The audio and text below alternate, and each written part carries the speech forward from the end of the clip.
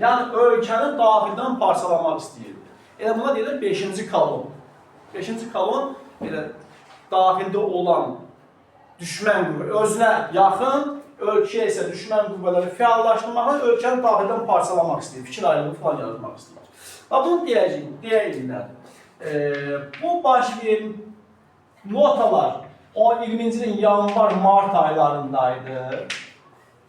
Komünist Partiyasının yaradılması 1920-ci ilin fevralında köhnə kitablarda yazırdı ki, 8-10 fevralda deməli qurultay keçirilmişdi. Həmən qurultayda 3 təşkilat, onlardan birini siz tanıyırsınız, digər ikisini də mən adını çəkmişdim, bilmirəm, yadınızda qalıb. Hümmət təşkilat yadınızdadır, 1904-də yer almışdı. Rəsulzadə niyə oranı tərk etdi? Bolşeviklərin tərəfinə keçdilər, ona görə. Bax, Rusiyada hakimiyyət edən kimlərdir? Bolşeviklər. İndi o hümmət artıq dəbə minib, düzdürmü? Əla. Hümmət təşkilatı, bu ikisində əvvəllər mən demişdim dərsdə, mən yadınızda qalmışdım, kitabda yoxdur. Birlik təşkilatı, o da sosialist yönümlüydü. Bir də ədalət təşkilatı vardı. Bu üç təşkilatın birgə qurultayı keçirilir və həmən qurultayda Azərbaycan Komünist Partiyası, bu burada bolşevik olduğunu bilir. Partiyası yaranır, bu da Azərbaycanın daxildən parçalayacaq. Baxı qüvvə. Və rəhbərləri də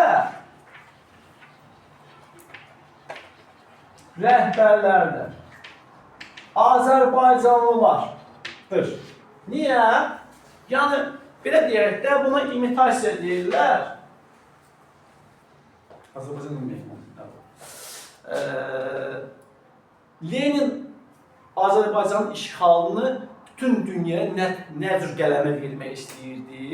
Bax, Komünist Partiyası yaradıb, düzdür. Rəhbərləri kimlərdir? Azərbaycanlılar. Amma tapşırığı kimdən alırlar? Rusiyadan. Hatta bu tapşırığı Rusiyadan alırlar, bunu Fransızlar nə bilsinlər ki? Düzdür, Rusiya kəşfiyyat orqanlarına bilirlər. Amma belə bir başa kim bilmir axı, düzdür. Çalışırdı ki, Lenin çalışırdı ki, Cumhuriyyəti işğal eləyərkən, işğal elə olsun ki, örtbasdır olunsun da bu işğal. Güya ki, Azərbaycan Xalq Cumhuriyyəti Rusiyadan işğal olunmuyor, sadəcə Azərbaycanda olan kommunistlər, bolşeviklər hakimiyyətə gəlirlər. Çatdı, gəlir özünə bağlı olan qüvvələri burada hakimiyyətə gətirir və əslində Azərbaycanı özündən birbaşa asli bədə salır. Amma bütün dünyada elə bilir ki, Azərbaycana çevriliş baş verir. Yəni, kommunistlər hakimiyyətə gəldilər, digərləri də hakimiyyətdən düşdülər. Burada qeyri-adi nə var ki? Tam belə üçlü söhbətdir. Mənim belə düşünürəm, onu görürüm. İkinci addım bu oldu. Üçüncü addım nə olur? Həməşək kimi ermənilərdən istifadə etdilər. İstifadə etdilər. Deməli belə. Bizim şimal sərhəddimiz, Rusiya haradan gələ bilər bizə? Şimaldan da, yəni Dərbənd, Quban, Qusar bölgəsindən gələ bilər. Və orada deməli 1919-cu ilin iyununda Ağqvardiyası Denikin-Gil Dağlılar Respublikasının süquta uğradanda 4-cü hökumət kabinetinin Sen katılıyorsun. Hökumət biliyor ne deyirsən? Araştırırsan katılıyorsun. Cami tərcümə edin, deyək ki, Cami Qafqazın tərcümə edir. Hələ o deyilir. Səndə dil Bangladeşdir də, mən onu başa düşmürəm tam. Heç nə. Deməli, sən həmişə bir şey çıxarsan da ortaya. Nədən danışırım? Nəysə. Denikin Dağlılar Respublikasının süquta uğradığında artıq bizim şimal sərhədimizin təhlükə yaranmışdı. Ona görə 4-cü hökumət kabinetinin başçılığı ilə, Nəsib bəy Yusuf bəylinin başçılığı ilə Dövlət Müdafiə Komitəsi yaradılmışdı və hərbi vəziyyət elan olunmuşdu. Yadınıza gəldi bu?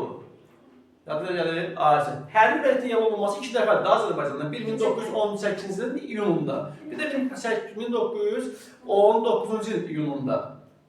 Bir ikinci hökumət kabineti, bir də 4-cü hökumət kabineti bunu elan etmişdi.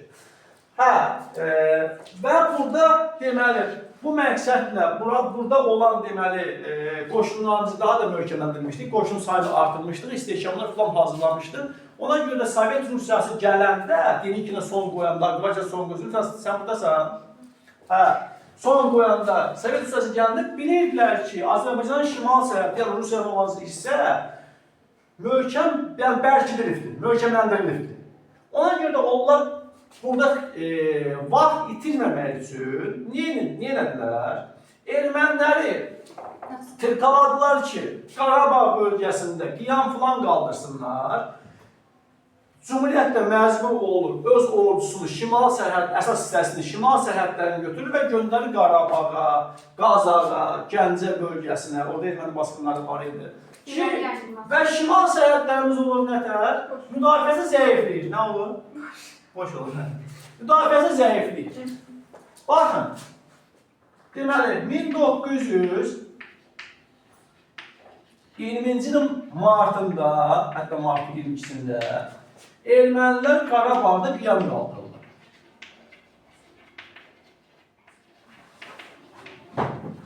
Qiyam. Və onlar deməli,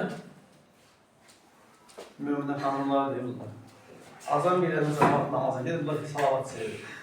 Hə, deməli, ermənilər Xankəndi, Xocalı, Əsgəran, Tərtərdə yerləşən deməli, Cumhuriyyətin ordu hissələrini basqınlar törətdilər, eyni vaxtda. Və nəticədə Əsgəran bölgəsi işğal oldu bunlar tərəfindən. Və Cumhuriyyət də məcbur oldu, buradan qoşunları götürüb göndərir hara? Qarabağa tərəf. Və nəticə 2 apreldə burada Əsgəran döyüşü baş verir. Dərbənd istiqamətində. Şimal sərhəddən götürülür, göndərir ki, düşmüşdür. Hə, 20-ci ildə ha bu. Əsgəran döyüşündə AXC və qiyamçılar arasında baş verən döyüşdə AXC ordusu qalib gəlir və Əsgəran qalası yerindən azad olur. Apreldə elə sadəcə Əsgəran döyüşündən sonradır bu döyüş. Burada deməli Şuşa yaxınlığında döyüş baş verir, Şuşa döyüşü. Bu döyüşdə yenə AXC qoşunları ilə qiyamçılar arasında döyüş baş verir və qiyamçılar məğlub oldular və Cumhuriyyət qoşunları Qarabağda bütün hakimiyyəti ələ keçirirlər. Amma problem nədir? Problem Rusiyanın marağında deyil, diyor da ermənilər qalib gəlsinlər, erməni qiyamçıları qalib gəlsinlər, yoxsa nə bilim, orada hansısa bir erməni dövləti falan yanaşır. Rusiyanın marağında o idi ki, Cumhuriyyət öz qoşunlarını şimal sərhədlərindən göndərsin.